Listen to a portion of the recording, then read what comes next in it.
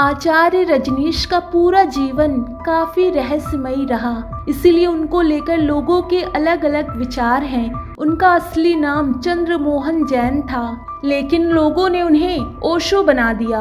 अपने संपूर्ण जीवन में आचार्य रजनीश ने बोल्ड शब्दों में रूढ़िवादी धर्मों की आलोचना की, जिसकी वजह से वो बहुत ही जल्द विवादित हो गए और ताउम्र विवादित ही रहे। आध्यात्मिक शिक्षक के रूप में उन्होंने 1960 के दशक में भारत की यात्रा की। उनके बोल्ड विषय पर दिए गए भाषण आज भी चर्चा और बहस का विषय है। वैसे उनका जन्म भारत के मध्य प्रदेश राज्य के रायसेन शहर के कुचवाड़ा गांव में हुआ था। उन्होंने अपनी पढ़ाई जबलपुर में पूरी की और बाद में वो जबलपुर यूनिवर्सिटी में लेक्चरर के तौर पर काम करने लगे। उन्होंने अलग अलग धर्म और विचारधारा पर देश भर में प्रवचन देना शुरू किया था। साल 1981 से 1985 के बीच वो अमेरिका चले गए, जहां उन्होंने अमेरिकी प्रांत ओरेगॉन में आश्रम की स्थापना की। ये आश्रम 65,000 एकड़ में फैला हुआ था, जिसमें भोग विलास की सारी सुविधाएं थी।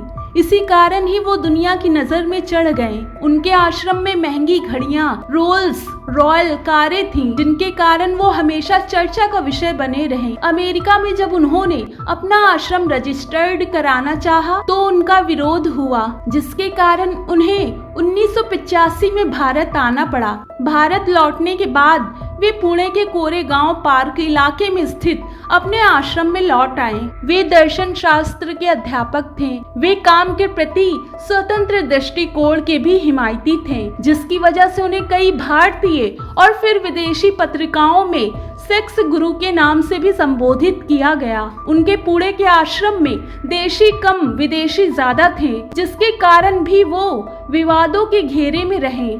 कहा जाता है कि ओशो फ्री सेक्स का समर्थन करते थे और उनके आश्रम में हर सन्यासी 1 महीने में करीब 90 लोगों के साथ सेक्स करता था। लेकिन इसमें कितनी सच्चाई है, आज तक किसी को मालूम नहीं। इसके अलावा ये भी माना जाता है कि ओशो ने धर्म को एक व्यापार बनाया और खुद सबसे बड़े व्यापारी बन बैठे।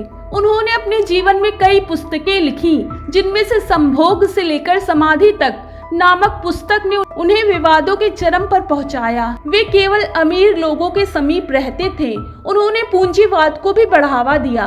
ओशो बेहतरीन तर्क शास्त्री थे और अपने तर्कों द्वारा सही को गलत और गलत को सही कर देते थे। ओशो ने जब अमेरिका के ओरेगॉन में अपना आश्रम बनाया, तो उन पर वहां के प्रवासी नियमों को तोड़ने का आरोप लगा।